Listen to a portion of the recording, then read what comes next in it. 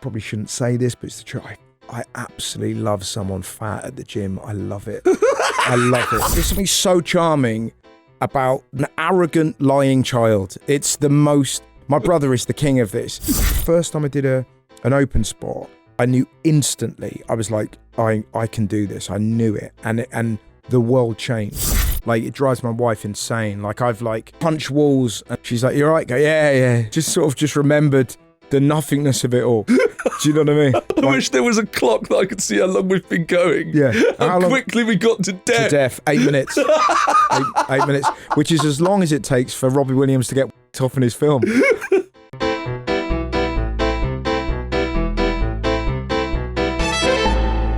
Today's guest is a truly beloved stand-up comedian. He spent the noughties dominating panel shows. He fronted BBC Three's iconic Good News and even went on to break Frank Sinatra's record for most consecutive sellouts at the Royal Albert Hall. He fills arenas and theatres all over the world, hosts the excellent podcast 5 Brilliant Things, and you can catch him on his latest tour, Don't Tell the Algorithm, throughout 2026. This is the incredible, the brilliant Russell Howard. Before we get into today's Class Clown, just a quick word to let you know today's episode is sponsored by Surfshark VPN, which can help you with everything from saving money to content streaming and, of course, keeping your personal info secure. I have an exclusive offer I'll be telling you about later in the show, which you can access by hitting the link in the episode description. Right, let's dive into today's Class Clown. So, I know you're from Bristol. Yes. And what was that like? What was Bristol like then, growing up as a child? Well, the interesting thing is I'm from many places. So I was born in Bath, which is outside of Bristol. And beautiful. Lovely. But then I was born in Bath and then quickly kind of hurried back to a place called Midsummer Norton, which sounds beautiful, but is not. What is it? It's a sort of town just outside. It's known locally as Snorting Norton because there's quite a coke habit there. And then my favourite story, my cousin Jake told me, bizarrely, for some reason, for years, Jacob Rees-Mogg was the MP for North Somerset, because clearly that takes into account like Longleat and all these stately homes. Yeah. But it also takes into account places like Radstock and Midsummer Norton, Peasdown, all these kind of places. And he opened the Wetherspoons. And my cousin Jake went, "Yeah, we went down there to call him a cunt and that." So they all kind of went down to do that. And they stayed. I said, "Oh, how was the rest of the evening?" He went, "Oh, it's wild, mate. Some bloke got his finger bit off."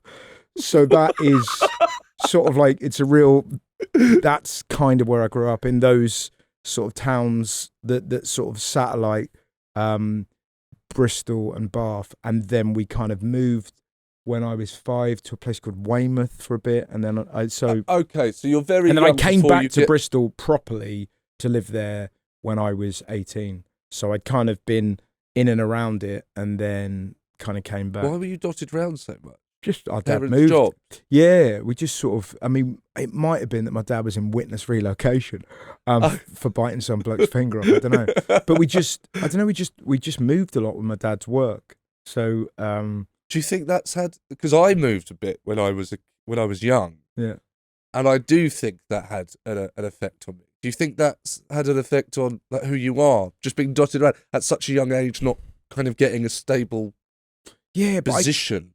But you probably feel the same, in that it was like that. So that was normal. So it was like, oh, we're moving, and it was always exciting when we moved, because the first day you always had fish and chips. That was kind of like a Howard.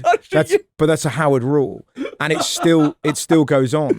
I love that there's such a you kind of response to that, because it's so positive. Yeah, but it was just like, this is brilliant. So I've lost all my friends, but I've got fish and chips. Yeah.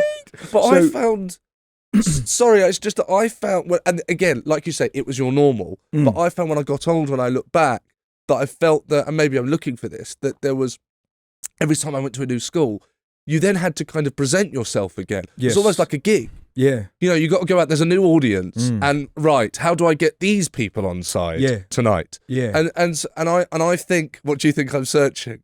No, I think, but see, that makes me happy, because I remember like enjoying all those gigs, because you could sort of shed your skin like a snake. And then you would rock up, you go, that's been a bad year for me. Right, we go again. And then you'd sort of rock up to a new school and suddenly, bang. It was before social media could chase you around. Yes. You could just be whoever you wanted to be. And I don't know, yeah, I didn't mind it. But what I would say, when I was 11, from 10 to 16, I lived in the same, from 10 to 18, I lived in the same place. So that secondary kind of school, straight through. That would have been, I think that's really hard. Whenever I had quite a few mates that kind of joined, in the second year, third year, that's hard, man. I think secondary school moving is like, that's parents that you've got to be in a real pickle to change your kid's life because it can be so dramatic. So I was quite fortunate, really. And what were you like at primary school? I had lots of operations on my eye. So my eye used to be like properly, I looked like a Picasso. It was like kind of like really. So I spent a lot of time with like looking at sort of opticians. I'd sort of go in with patches and, so I have that memory of just being at some schools with like a patch and then taking it off and hoping and it's like still there. Oh, you know what I mean? You're like, damn thing. So were there any repercussions? No, with other children bullying or no, because you had a great backstory. So I'd sort of say, oh yeah, my eye's been taken out and just it's in my pocket and all this kind of stuff. Does that not make you feel? I mean, I'm just putting this on you. Maybe it's not fair, but it's kind of the obvious place to go. Is that not make you feel different when you're young and you're self-conscious? I don't know. Was I? I'm trying to let me answer it properly. Like, I'm not sure I was self-conscious at all when I was a kid. I think that's until puberty when you're suddenly aware of yourself and the limitations of your body. But it's that kind of thing. I would get upset about the concept of my parents divorcing. That was a thing that used to freak me out. Or dying. Those were my only kind of fears. Dying? Oh yeah, I was like terrified of death. Wake up in the middle of the night and just like, Gah. I had that. Yeah, just and still have it, to be honest. I kind of, that kind of like it drives my wife insane. Like I've like and then punch walls and then you're like, she's like, you're right, go yeah, just died again. Fine, yeah, just remembered the nothingness of it all. Do you know what I mean? How are your dreams? Can you remember when this first began? Probably because there's a realization that what's terrifying is and I have two children. Yeah. And they don't know about this. No, I know. This awful bit yet. I know. And I remember not knowing and then knowing. Yeah. And I don't think I ever got over that. No, completely, because it's sort of like that you've basically you're on an amazing circus ride. Yeah. And then one day somebody goes, the ride ends forever and you're eaten by worms. But enjoy it while you can. So yeah, I just kind of it was so awful. I wish there was a clock that I could see how long we've been going. Yeah. How quickly we got to death. To death, 8 minutes. 8 minutes, which is as long as it takes for Robbie Williams to get wanked off in his film. As a monkey that we found out just before this this podcast chatted about. Yeah. But yeah, I don't know. It's just like. But do you remember the point at which you? Just because I do. That's I think. Do you know when you? I think realised the concept of death. Yeah, I reckon. So my cousin died when I was 8, and I think that was probably it. And I remember seeing all the sadness of it, and he was like the first boy, and he died, and I just remember seeing my mum crying and my aunties and all this, and just going, and he had this pool table in the top of his attic that we'd go around there and be like, oh, can we go play pool? And I knew I was never allowed to ask, can I go and play pool? Because that was his pool table. Yes. Do you know what I mean? So I was suddenly aware of that kind of adult thing of not knowing what to do and just going, oh my God, parents are crying. I'm so sorry that I'm so sorry you had to find out like that I didn't, because mine was watching Terminator 2. Well, that's a far more. So I just selfishly assumed that's where. You were watching Terminator 2? My dad really, extremely irresponsible. How old?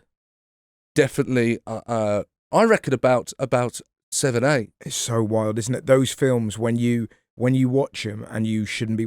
So I had a similar experience. I remember watching Planet of the Apes when I was 7, and that did me in.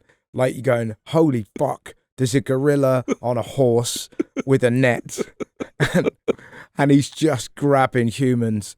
It's so realistic. And it was she was holding, the flashback where she's holding the fence and it's the end of the world. Yes. And your dad's like, huh? Seann, would you look at that there? Yeah. Good special effects there. Yeah, so that I hadn't thought about the concept of the end of the world, and then, well, hang on, the end of the world would mean the end of us. Yeah. Oh God. Yeah. Right. So we've done deaf. No, where were you? So where were you in secondary school? So secondary school, I went to a place called Perrins. That was my secondary school in Alresford, and I grew up in a little village called Ropley. Spent a lot of time on walls thinking, been waiting to be picked up by my mum, and That's lovely. Yeah, but Patton Oswalt's got a bit of stand-up about that, about the joy of being somewhere kind of boring and sort of thinking where you'll end up in the world and plotting where you're going to try and get to. And so that was kind of my youth, really, of like playing football and thinking about the future. It seems like it was very positive. Oh yeah, I loved it. Living there was great. I made great friends. I started playing football when I was there, which was an incredible thing. Like, to play in a football team, just the greatest. Like, every week, if you were struggling academically, you felt like you were in a football team, and it was like being in the Premier League, and you're with all your mates. Yeah. You scored. Why are you laughing? Did you not? No, I don't know. You're bringing me back. I'm enjoying it. It's just like, because that was lunchtimes was basically why you went to school, was to play in the. It felt like you said, it was the World Cup. It was incredible at lunchtime. Yeah, and you'd sort of like, you'd draw how many goals you'd scored that year, and every time you scored, it was amazing. It was what position? I used to play up front, so yeah, I played up front and then gradually moved back until I stopped sort of playing. Like, I was half decent at footy, so I stopped playing properly when I was like 18, when I sort of realised that this was as far as I could go. Well, hang on, were you, in your head, was there a chance that maybe you could be a professional footballer? Yeah. Were you in the school team? Yeah. What, like, were you at like reserves, or were you a youth player for some? The highest I got, I played in the FA Youth Cup for Basingstoke. Okay, when I was a kid, and we played against Reading. So, like, in the grand scheme of things, it's very, very, very low fry. But they were like the Vanarama South. So I played for their reserves once and realised I was probably about 17. This is my limit. Do you know what I mean? So, like, division, I don't know, whatever that is. That's probably like Division 12 in the grand scheme of things. Yeah. And I would see in our under-18s, there was a kid called Craig who was 15, who's the most unbelievably gifted footballer I've ever seen. He did something that I still think about. There was somebody running towards him, and he was thick with an F, like thick, right? And he saw this bloke running towards him, and he kicked the ball as hard as he could on the floor, and it bounced over the guy's head, and he ran around him, and he trapped it and moved on. And but the physics and the geometry, like, all of his brain was in his foot. Yeah. Do you know what I mean? It was, Yeah. it took your breath away, where you're like, oh my God. It was the most extraordinary thing. And he couldn't, like, do joined up writing.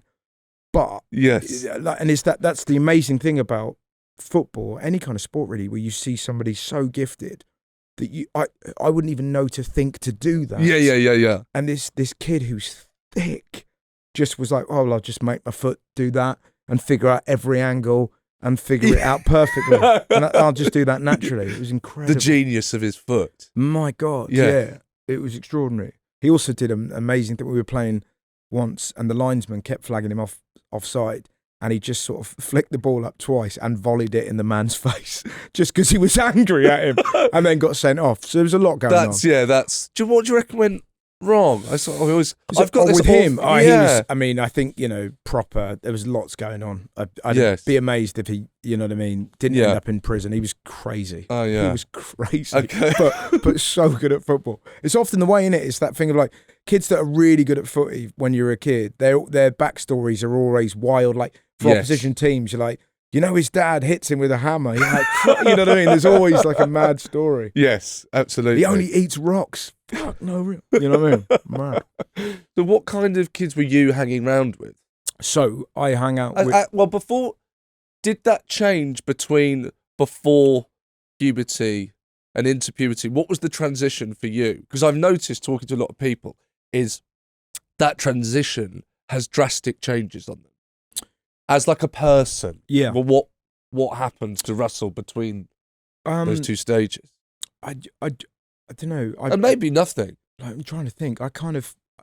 I became, for example, I don't know if it helps you, and I know this. I'm sure this won't be the case for you, but I just became extremely naughty. I think that was to do with we moved again from London to Brighton, and so when I get to secondary school, it's a completely different, set of behavioural rules when I get to secondary school. I really loved school. I found it for me, it was the perfect training to do. So lucky, but to do panel shows and stuff like that, because I was in like, I was clever but never really tried, so I could kind of I could freewheel in like B sets and C sets and always do fine, and just have so much fun and just fuck about. What was the fun and the fucking about?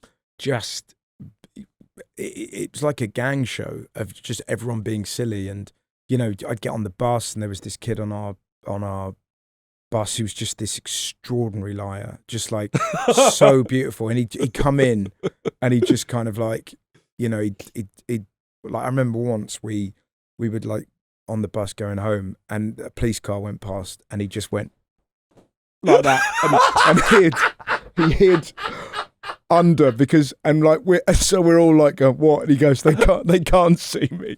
He's like 13 years old, and he goes, and he's like, no, they're after me, and so we're all like, kind of, why are they after you? What have you done? Like, and he would just kind of go, bit low level shoplifting, that kind of stuff. Do you know what I mean? I probably do, Bird, but always. He works at his work experience was at a Japanese bank. And my friend Craig famously went, "Oh, I know that bank. It's called What a Load of Bollocks." And I had a mate that said that he was singing to himself as he was walking down the street, and the producer of The Lion King phenomenal stopped him to ask him would he be in the next Disney film. I love stuff like that, but it's like, it's so beautiful. Like there's something so charming about about an arrogant lying child. It's the most. My brother is the king of this. My brother and to this day, and he features a lot in your stand-up, by the way. God, it should be said. To this day, he's adamant that this is true. That he used to sing on his paper round. He'd sing like you'd hear him coming down the road singing like "Girls Want to Have Fun" by Sidney Norpel or something. And he genuinely says that there was a little old lady at Christmas, and she was waiting for him as he was, about to deliver her a paper. And she came out and she said, "I just want to say, if it wasn't for your singing, I would have killed myself," like that. And I'm like, that is such a lie. like the idea that this woman was just there hovering with a knife, and then suddenly she just hears my brother come along singing Chakademas and Pliers, and she's like, "I can live another day." And he's still not, no. She was that close to killing herself, so I had to sing. But that was my childhood. It was lots of big characters, lots of stories, It always felt like it was very improvisational, and everyone was kind of jumping in on things and finishing bits, and And obviously, like I said, your brother features in your stand-up, your family feature in your stand-up. So were you, when you were younger, were you almost aware of, even then, this is really funny, these people are funny, and this needs to be reported somewhere? Yeah, it's really interesting. I remember I would sort of tell my friends at school about things that had happened. Yeah. And suddenly I must have kind of gone, I'm getting a bit of traction here, or like something's happened. And, and that definitely, the older I got, it just became kind of funnier and funnier. Yeah. But I was very lucky in that I've got a big family, and I would have these crazy like family parties. And, it's sort of like early 90s, the kids were outside the pub with a crisp packet and a Coke, and then you'd go in and you'd sort of see, it's a bit like the Hobbits in the Prancing Pony, and you'd see these kind of like wild kind of men and women. I loved it, honestly. And then so my uncle used to have these brilliant Christmas parties, and then as a family, me, mum, dad, and my brother and sister, we'd then talk about the stuff we'd seen at the family party and laugh about it. So maybe it was that kind of I felt like a reporter. Yes. Do you know what I mean? Of Yeah. like, rather than necessarily being the funny one, I was able to kind of go, oh mate, I tell you what, I seen this thing of the week. Yeah. You know what I mean? It was sort of that. But do you think that usually, and of course there's exception, and it's, I always say this because it's a huge generalization, but it usually comes from being on the outside of something. So it's interesting, you are part of the family, but you're able, for some reason, whatever that reason is, you're able to kind of step back and watch it as a funny thing that's taking place, as a comedy. Do you know why that is? No, I think it's so funny, isn't it, when you sort of analyze stuff. And Bill Hicks had that thing about the third eye from taking like mushrooms, that you'd squeegee your third eye. But I think most good comics have that kind of, that third eye where you're able to be present, but then you kind of just hover outside and go, this is kind of interesting. Like, do you know what I mean? Like, it's like, absolutely. even I had this, and my wife knows when it's happening. Is Halle Berry in X-Men when her eyes go all white? She's all kind of like that. That's kind of, something will happen, and I'm kind of there like that. And my missus is like, he'll be back in a minute. He's just kind of like, just kind of writing it. He's just thought of a callback. Yeah, oh. But it is that, in it, of like, but I think that's our thing. It's probably the same. Chris Martin speaks about that a lot with songs where you just don't know where they come from. And Rick Rubin is amazing about that. And particularly with your style of comedy, you have to be in the world and be able to notice things. Yeah. That's, like, you look at someone like Michael, like McIntyre is so good at noticing the world. And it's a real, and he's much attacked, and it's bullshit because he's fucking brilliant. Absolutely. And it's a real skill to be able to notice that, to notice the world and be in it. Totally. And I think just, talking about Michael there for a second, if you spent any time with him, that you realise it's the real deal, and that the man has a super ability, as you do, by the way, as well, absolutely. But to see the whole world as funny, I think that's so important. With comedians, I'm kind of now forcing my own opinion onto making you listen to my opinion on it. But what's often lost is that comedians have to have an incredible sense of humour. They have to have the sense of humour. Pretty important, yeah. But people don't. I think that's really key, is that you have to spot the thing that's funny that no one else has seen. It would be quite difficult to explain to someone. Well, this is it. This is going to work tonight. If I told anyone something that I was going to come and do later tonight, they go, "What are you on about?" Well, it's if you said any of these things on a park bench, do you know what I mean? It would just be like, it's like we were having this conversation off air, and it's a really good example of, like, you never know where comedy lurks. So your producer, Adam, who's a good friend of mine, was chatting about the Robbie Williams film. Yes. And he was saying, well, neither of us are that keen on watching it. And then Adam, in an attempt to win us round, went 8 minutes in, he gets wanked off as a monkey in a nightclub. And both of us were like, to be honest, that's, that's hardly Barry Norman-esque, is it? Like, to kind of go, like, we're like, I'm not sure if I want to see a simian get wanked off, but I'll just go to the zoo and I'll listen to a Robbie Williams CD. But the point is that will lodge in my head somewhere. Yes. As it's such a funny way of trying to convince somebody to give a film a go. But you have to be here and in the kind of world to notice it. Yes. Like, you don't sit down on a laptop and kind of imagine that. You know what I mean? Absolutely. You can chisel out some ideas and some just come towards you. Do you know what I mean? No, absolutely. That's it. Producer Adam, I have a question for you. Do you ever leave the house without your trousers or pants on? I haven't for a while. Well, that's what happens when you go on the internet without a VPN. The stuff you'd rather keep private becomes very public. And that is why today's episode sponsor is Surfshark, and they are the best VPN in the game. I wasn't using a VPN until a few months ago, and I have to say it's a game changer.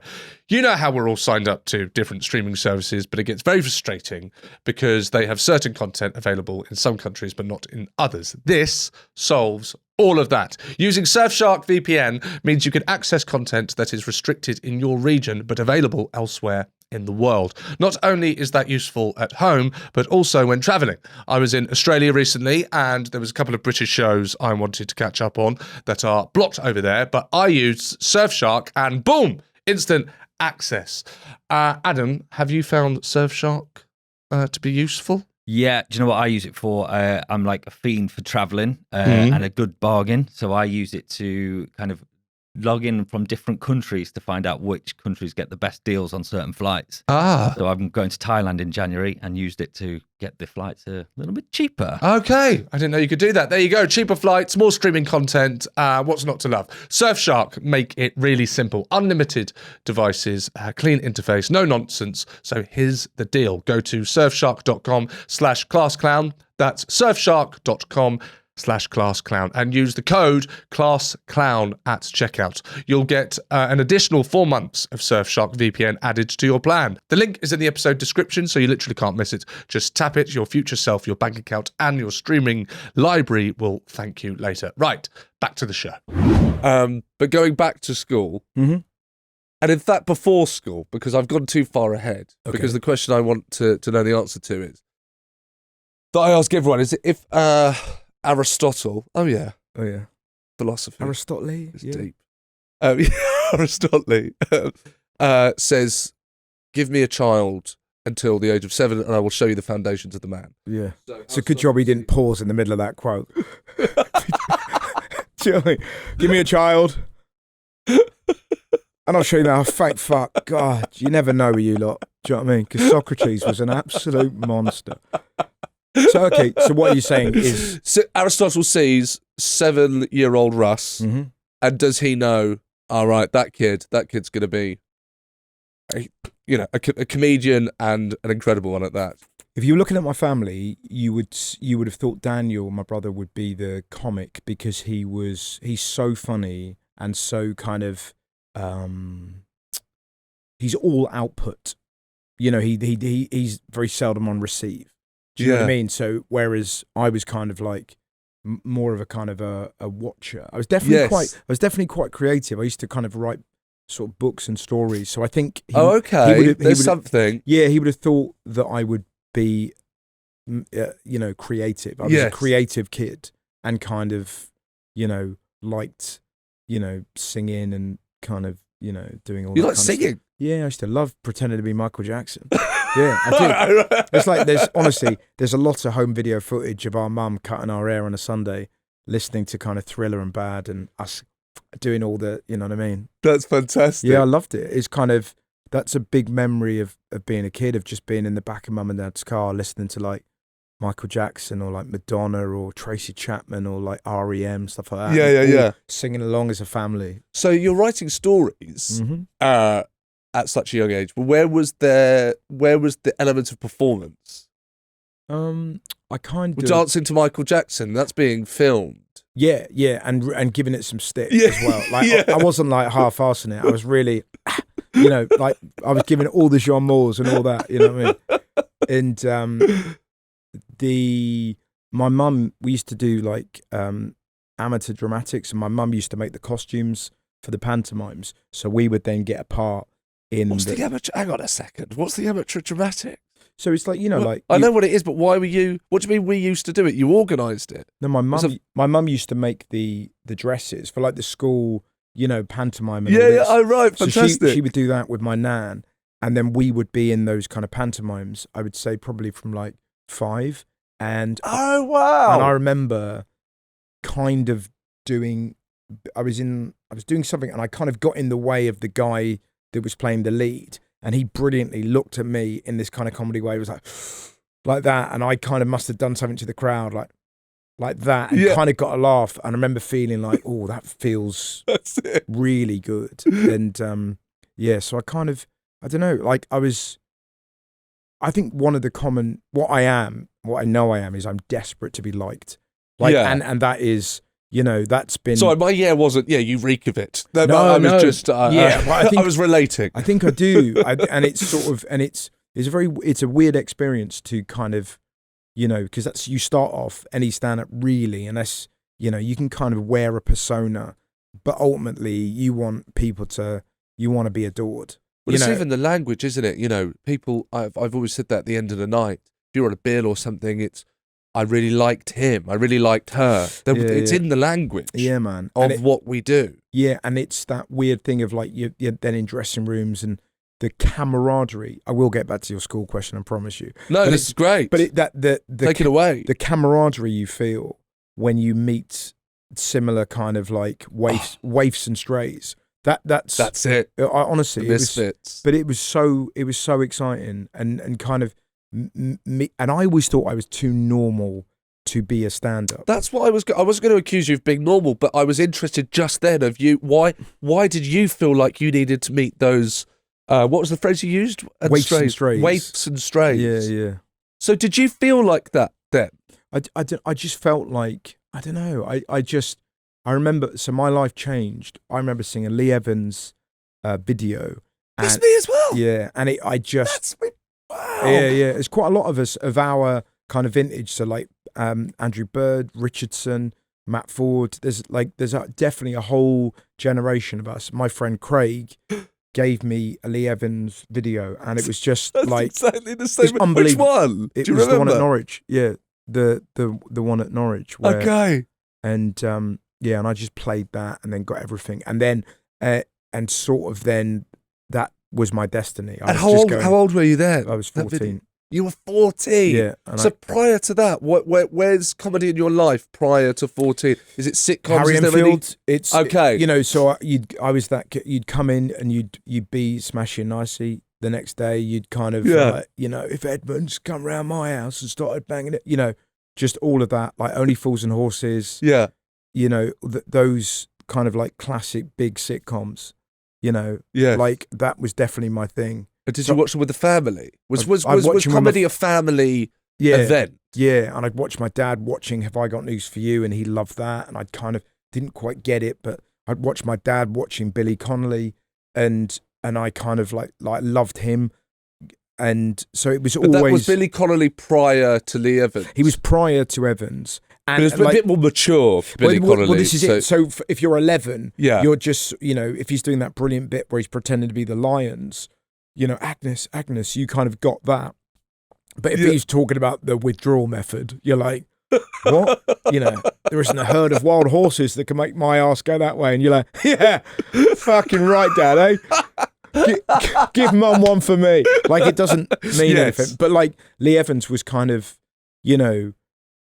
everything was kind of like personified and like low status. Yes. And he wasn't a rock star. He wasn't and I mean that in such a compliment to him, yes. that he didn't make it seem unachievable. He wasn't wearing a leather jacket. He wasn't smoking. He wasn't cool. He didn't seem desperately intelligent. And I don't mean that in a disparaging way. He just seemed so everyman. Yes. And so funny and so likable. And, I tried to wear his skin for a few years. Oh, wow. Where I was like, I would have no idea. that's who I want to be. Yeah, definitely. That's amazing. But I think for me, in regards to Lee, it was... I've never met him, What? Isn't crazy. Yeah, I would. I can't believe that. It's so strange, isn't it? Oh, that day will come. Yeah, well, that's the funny thing. And I cannot wait one day to meet him. Yeah, it's very odd. But I just, I met Billy Connolly and I interviewed him, and that felt like just talking to God. Yes. But Lee Evans would be a very, very, very close second for me. I imagine that would be quite emotional because Incredibly these so. people have had this ginormous effect on your life, and they kind of don't realise it. They didn't mean to. Yeah. I remember talking to a comedian about this who didn't want to kind of record anything, and he's such a great comic. And I was like going, you kind of owe it to your 15-year-old self to put something out there, because otherwise he never sees you. Because 15-year-olds aren't hip. They don't go to comedy clubs. Yes. They don't know who's good. they watch it on telly Yeah. or YouTube or videos or DVDs. Yeah.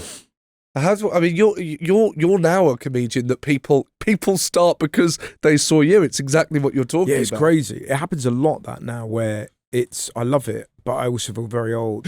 Where they'll just come up to me and like, oh, I used to watch you when I was at school, and it's sort of that kind of, I'm also like this Andy Crane figure to them. Do you know what I mean?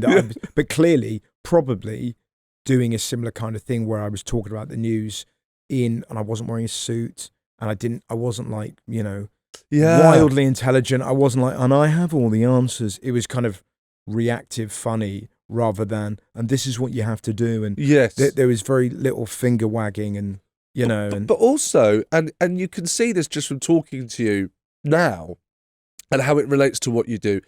I think what's very unique about what you do is it's so joyful and it's always positive. You always manage to, take a positive spin on something, which is it's very hard because actually...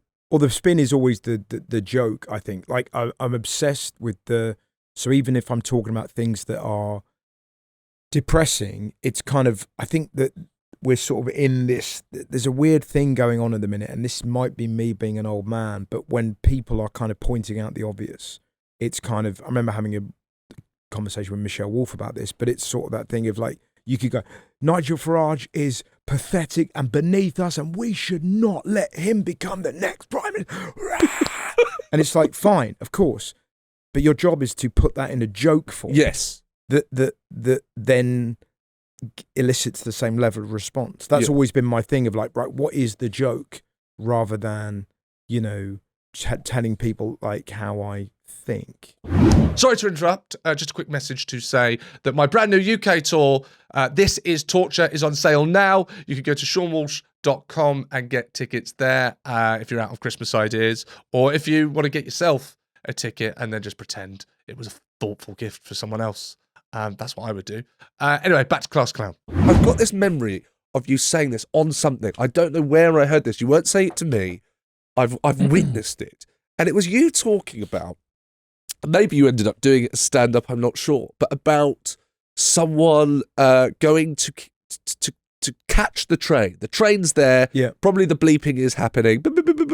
Yeah. And how you wanted the person running for the train to catch the train. Yeah. Now, I would put it to you that I don't think that would be the common angle at coming to that as a comedian. Yeah. I think comedians, for whatever reason, tend to kind of lean towards the negative. The negative is usually, and I'm use it. These are keywords like usually, the kind of common place to go. But what I love is that you want the people to win. You want it to be a happy ending. You want it to be positive. Yeah. And I think that stems that clearly. I don't know if you're aware of it, but then when you hear you talk about your childhood, and you growing up, that positivity's there, and it's got into your stand-up. Yeah. Yeah. It's kind of like, I don't know. I always want people to, again, it comes back to being liked. So I want them to have an experience with me where they come away going, oh, that was fucking ace. Oh man, that was proper. It kind of got me to my bones. I just have that. I don't know. It's kind of, I do like it. If someone gets on the train, it's like, but I get happy about like I probably shouldn't say this, but it's the truth. I absolutely love someone fat at the gym. I love it. I love it because it gets me so happy because the bravery it takes to go in that gym and feel insecure and go, I'm gonna fucking run, and I want to go up to them and go, fucking yes. But it would be weird. So,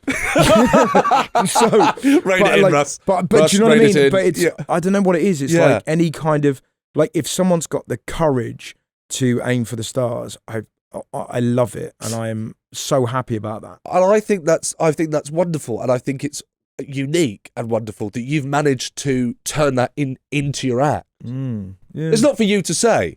It's just a compliment. Okay. Yeah.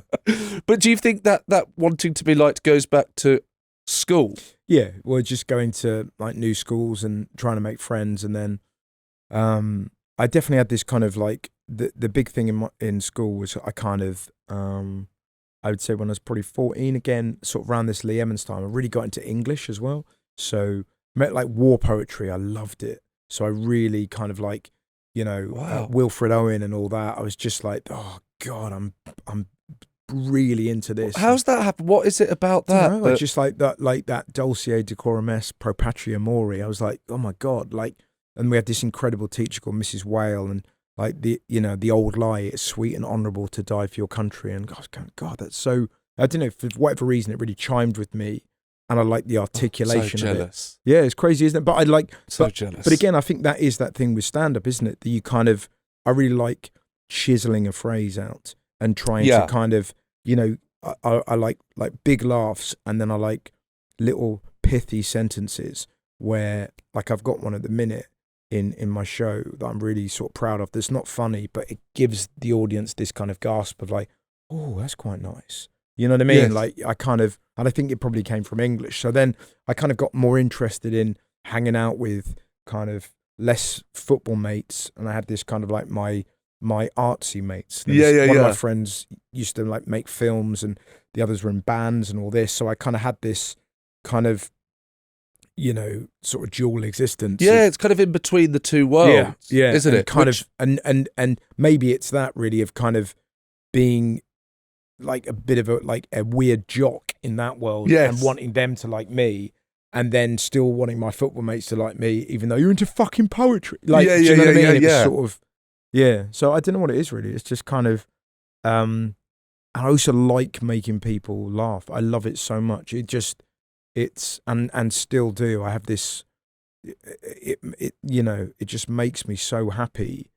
And it gives me a purpose. And I really noticed that during COVID, when you just like, God, I can't wait to gig again. Yeah, it made me, and I felt like I was out and over stand up, and then I realised that just the purpose of it, of like, you must have that thing when you notice something and then you go, oh my God, right, what are the perfect words I can find so that people can see what's in my head, and then I won't feel mad. That's kind of stand-up, really, isn't it? And you think that English really helped with that exercise? Yeah, because I've always had a kind of fondness for words, and you kind of, she was such a brilliant teacher and so funny. That's so wonderful. And she was obsessed with Frank Skinner. And so she used to tell us, she would come in and just kind of go, like, I tell you what, I really like, she clearly wanted to bang Frank Skinner, and she would tell us, but she was just very, again, it's that thing of such a skill being a teacher to speak to kids on their level, and inadvertently or on purpose turn a boy who's obsessed with football into somebody that wants to read up about Wilfred Owen poems. That's a real skill. Yeah. And at that point, so at 14, you see Lee Evans, and that's it. That's the moment you go. I started writing jokes. You started writing jokes at 14. Mm-hmm. Yeah, that's wow. Well, do you want to hear a great story? So definitely. So I was writing all these jokes from 14, and then when I was 18, I was at Bristol, and I went to Jesters, which is a now defunct comedy club. Yeah. And I went on a Saturday when I was 18 with all my jokes that I'd been writing since I was 14. I went like 2:00 in the afternoon, knocked on the door with this kind of like, "You right? I'm ready to go on." And I just sort of, they were like, "What?"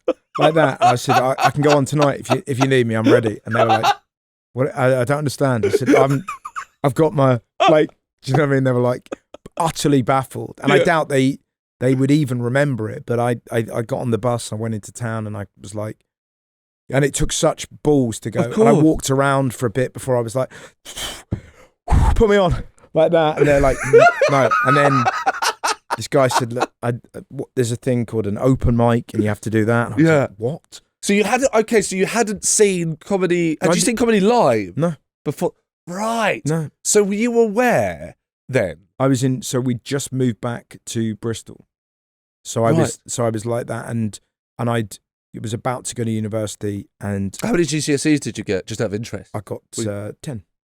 Okay, Yeah. and they were, like you said, they were kind of B's, and A in English, and then B's and then a C in maths. Me and maths are not friends. Okay, fine. But It's okay. and then and then did okay in my A levels, but not great. What did you study? I did English again, which I got B in. I did what else did I do? Business studies because everyone else kind of did. Okay, and right. I did media studies, and then my dad was like, "It's a waste of time." So then I did computing, and then I just didn't go to any lessons. What were you doing? What was I doing? I was just like not hanging out. I just went around my mate's house, and I was writing a radio show with my friend Sam that we used to do at college. So I spent all my hours, and we wrote a film called Moonstar in Love, which was like this 70s kind of cop duo where I was Johnny Love and he was Jumbo Moonstar. It was this kind of, so I spent a lot of time. We like make films and that kind of stuff, and have these kind of like silly things. So there's so much creativity there. Yeah, I was desperate for it. And my friend Sam, who's still one of my best mates, he was such a natural. Yeah. Like such a natural, so funny. He's the funniest person I know, but he sort of doesn't have that kind of weird sort of drive that all stand-ups have to kind of go, I'm going to get on the bus and I'm going to knock on that door and, I feel like terrified, but I know I have to do it. And that's the thing that makes us do it. We have so many moments like that where you're like, first time you do an open spot, I threw up. I threw up. Did you actually throw up? Absolutely throw up. And I've seen someone throw up before. Yeah, I've seen. Yeah, but like vomited, like just that thing of like, and then the first time you do Edinburgh, that it's just you on your own. God. It's fucking terrifying. You do Live at the Apollo, you're behind that garage and you're like, smoke. What am I doing here? What am I doing? The Comedy Store, that little room by the dressing room, all these kind of moments, and yet there's some part of you that has to put yourself in that kind of onward trajectory. Did you know? There's a few things I want to ask you off the back of this. First of all, just quickly, did you? When you turn up at Jester's and you say, right, I'm ready, come on, put me on, bring me on. Did you know that there were comedians that weren't famous? No. Because I didn't until my mum took me to Comedia. Wow. Where our friend Stephen was MCing. Wow. Was he the first comic you saw? First comedian that wasn't a name. So I'd seen Jack D and I'd seen Lee Evans. Wow. But I was like, hang on a second. There are these people that don't have videos. Wait, what? It's mind-blowing, yeah. And, first comic, do you know the first live comic I ever saw? God. Reginald D. Hunter. Oh, wow. Yeah. Okay. And he must have been a year into it, and he was at Jester's. He was absolutely incredible. And Phil Nicol. Oh, my God. Was on that. So it was Reg, Phil Nicol, and... Wow. The heavyweight. Paul B. Edwards. It was incredible, man. Yeah, but yeah, completely that, and that's what I loved about it. I thought it was... I thought comedians were Billy Connolly, Lee Evans, Jack D, Frank Skinner, Ben Elton, maybe. Yes. Yeah. And then there was that thing on on Paramount. You'd have the Comedy Store, Phil Jupitus, and people like that, and yeah. And then were you on it when it made that noise? No. You weren't on it. And then but it was that, and then Arthur Smith used to interview them, and so you'd watch that, and there was Ardlo Hanlon did the stand-up show that was on after Match of the Day, but it was very much, it was all sort of in the ether. Yes, it was scattered, wasn't it? But it wasn't like a thing, and then it certainly wasn't mainstream. No, and then you do stand-up, and then you go, what? This isn't. I remember doing. So my first gig was at Virgin Murph in Bristol, and it was all with open spots, and then my third gig was for Jeff Whiting because he'd seen me at that gig. And then got me a open spot, and I was on with Mickey. Mickey was opening, and Mickey Flanagan was opening, and then Dominic Frisby was closing, and then I was on in the middle, and then it was that was at the Comedy Cabin in Bath, and you were like, oh my God, they're amazing, and then you meet like Glenn Wall or like Maxwell or phenomenal kind of Danny Boy or any of like Will Smith, like these. Do you know what I mean? Smith. But I was really lucky because I sort of had this. Sorry for people watching. Not the rapper. Not another Will Smith. Yeah, like but an amazing comic, Will Smith, and such a good bloke, a good guy.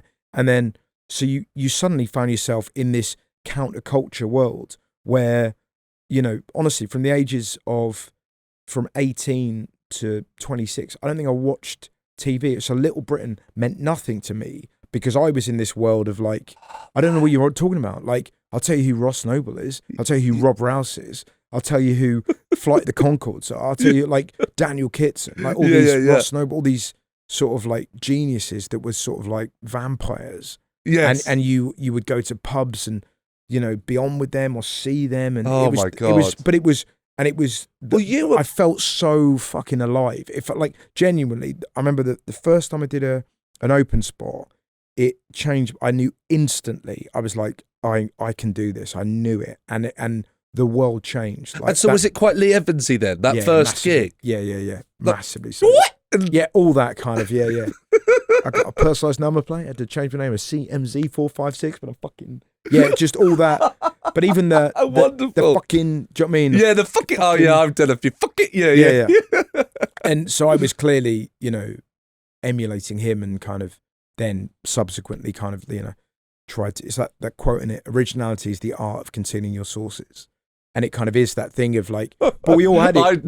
I've heard like kind of versions with the same meaning, but that's wonderful. But it's so true, isn't it? That and then I'd see, you know, like Martin Davis just destroy gigs, or like, Woody Bot Muddy. Do you remember him? Like, no, he used to throw rice everywhere, and I'd see all this sort of stuff, and Mickey Flanagan and like Maxwell and Kits, and you basically take it all in. And I was just this 18-year-old kid doing gigs in and around Bristol and kind of the Southwest. There's a lot of gigs with Jeff Whiting, and there's nowhere else I'd rather have been. Yeah, I used to do a 6-hour round journey to Plymouth to do a gig called Club Fandango to do 5 minutes, and on a Thursday, like, and I was at university and my friends were going out, but there's nowhere else in the world I'd rather have been. And that feeling of like doing 5 minutes and it going well in front of adults, and then you going home feeling like, just like, it's the best. So that's the end of part 1. If you want to hear part 2 immediately, just sign up to our Patreon. That's at patreon.com/classclown, or you can just tap the link on the bio of your phone that you're listening to this on, and that will take you straight there. If not, don't worry, you can catch part 2 next week. I've been Seann Walsh. We'll see you then.